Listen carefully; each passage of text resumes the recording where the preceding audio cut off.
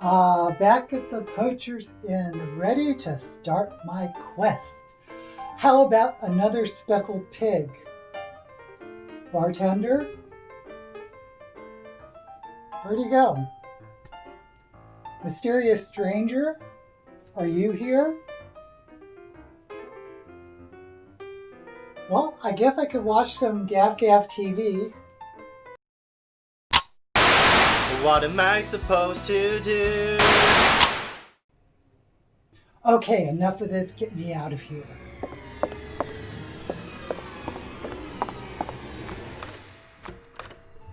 The door's locked. I'm trapped. Well, there's nothing to do but read The House with a Clock in Its Walls by John Bellairs, with illustrations by Edward Gorey, published in 1973. Yes, I got it on my Kindle. Now, the book was a surprise in a good way, but my question is, why didn't I read this book when I was younger? It would have been right up my alley. It is the first book in the series about Louis Barneveld, a 10-year-old boy whose parents died, so he goes to live with his uncle. Uncle Jonathan happens to be a wizard, and his next-door neighbor is a university-trained witch. So there's a little bit of Harry Potter, though it's never clearly explained why normal people are unaware of witches and wizards in the world of magic. But there is a mystery of why there is the ticking of a clock in Uncle Jonathan's house, which was at one time owned by a powerful wizard and his wife.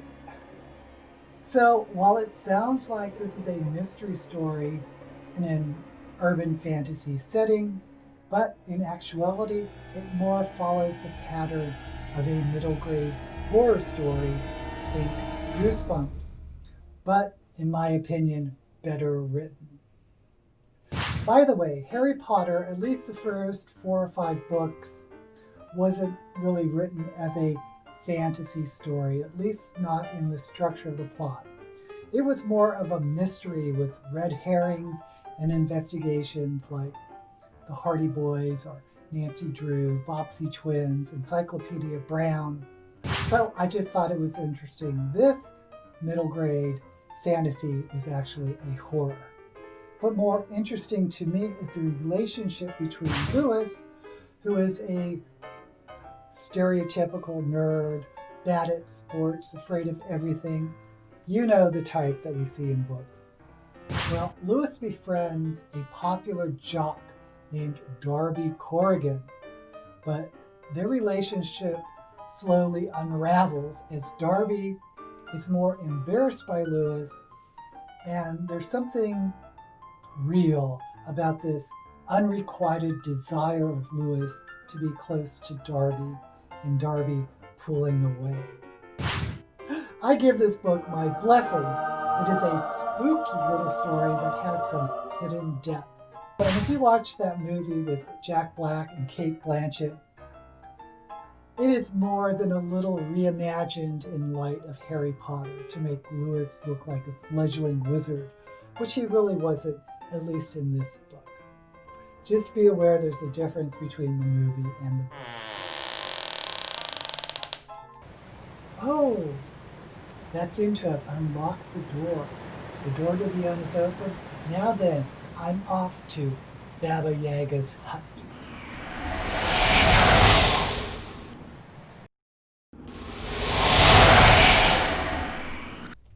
Hey!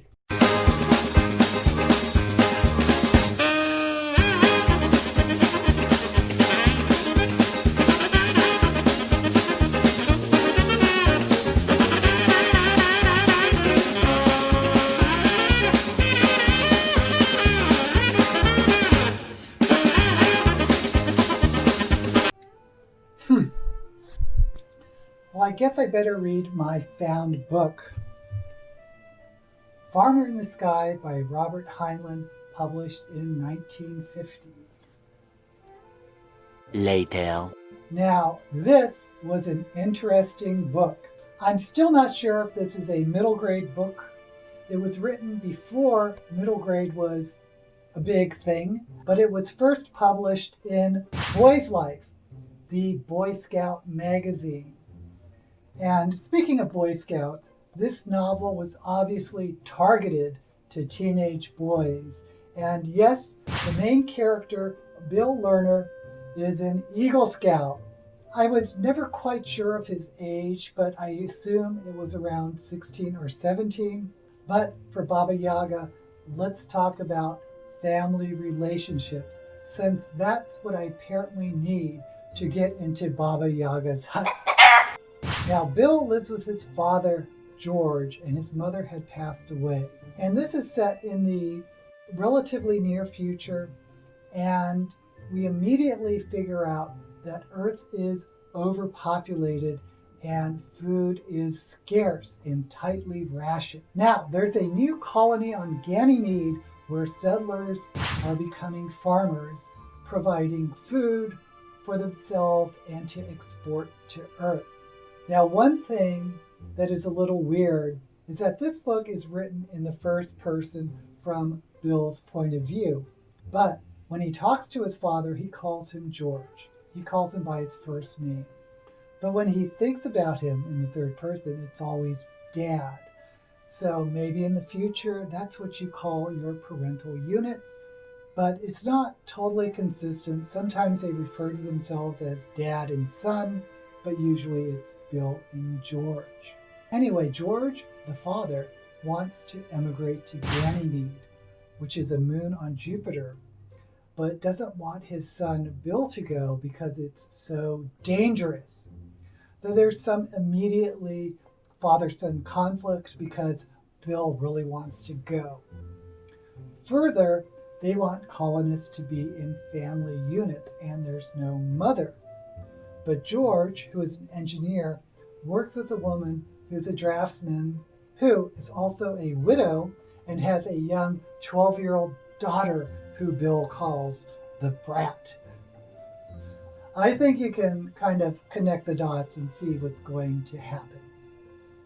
Now, I'll be honest, obviously the family reflects the idealized family as seen through 1950s. Also, keep in mind this was written for Boy Scouts in the 1950s.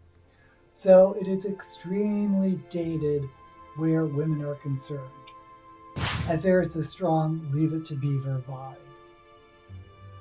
Oh, and here's Baba Yaga's hut. The quest can continue.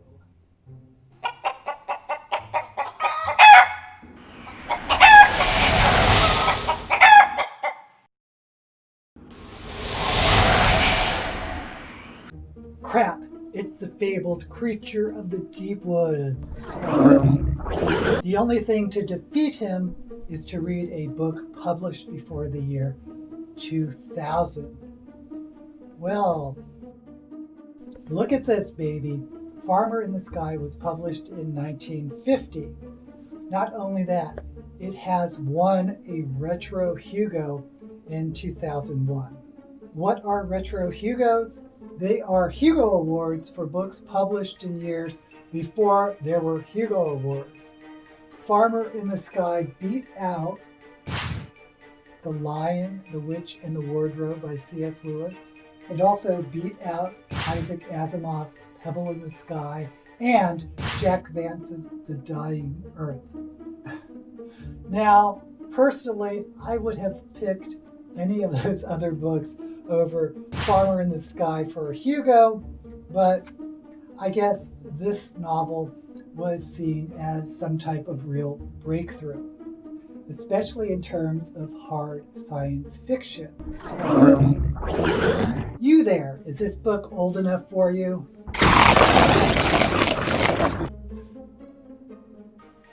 I've defeated the beast, and it's time for the next adventure.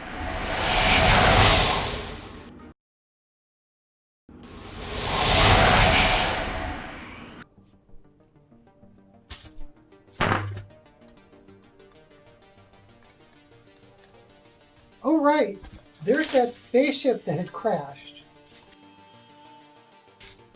Maybe because it was crewed by children. What we need to save those children is some science fiction, and yes, Farmer in the Sky is the science fiction book to do it. Now, this is what is called hard science fiction, where there is an emphasis on science. Heck, there is a whole chapter called E equals mc squared devoted to the mathematics of spaceflight. Now, please don't let this scare you. Keep in mind, this was written to be accessible to teenagers. And trust me, the science explanations are simple enough for anyone to understand without sounding like a lecture. And Heinlein likes to pontificate just a bit. And you'll notice that in all of his books. But he also knows how to keep a reader engaged. So trust the storytelling. Anyway, throughout the book, there is a real care to get the science and math right, at least by 1950s standard.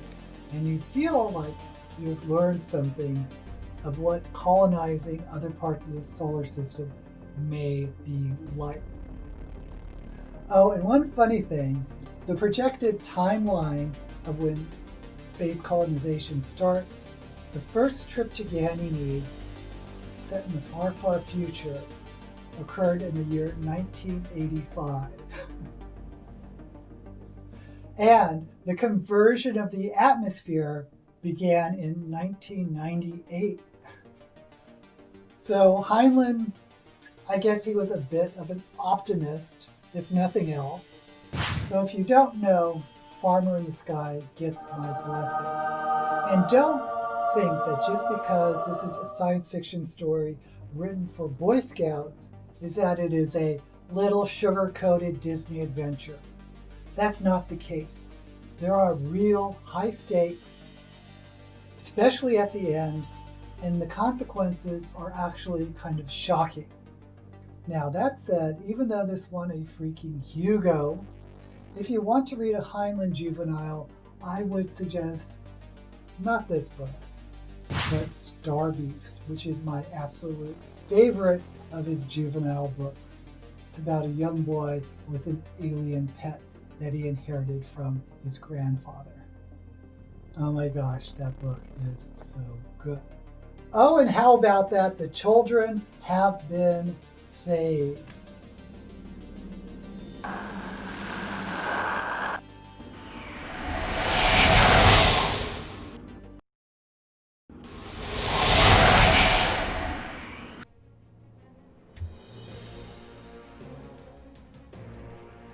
Now I'm on my way to the bookkeeper's stronghold aboard this giant sleigh.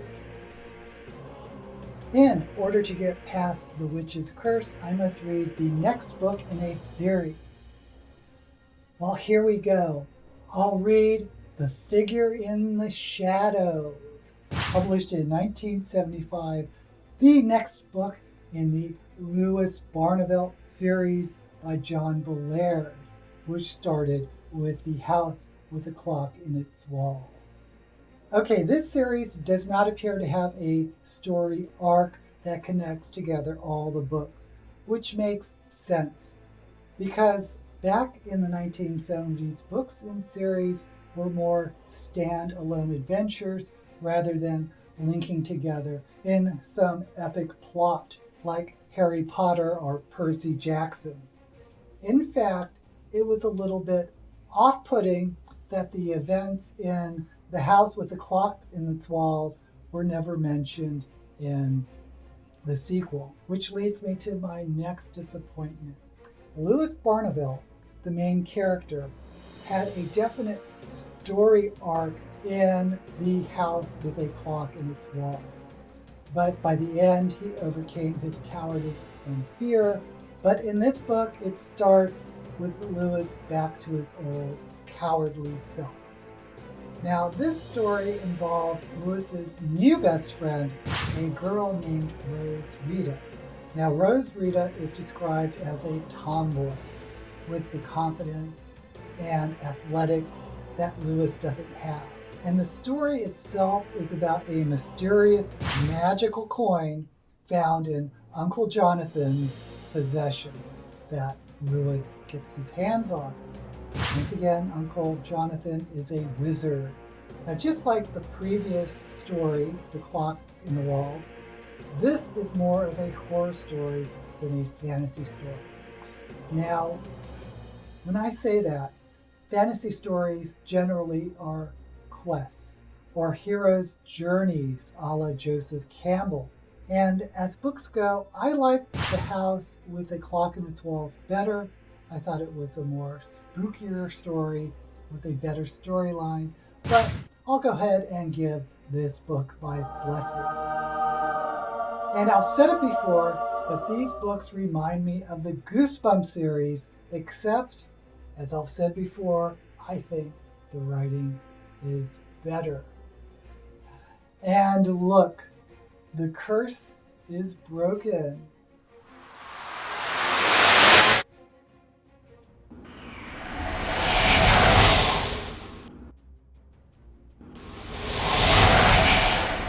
Oh, mysterious stranger, you are back.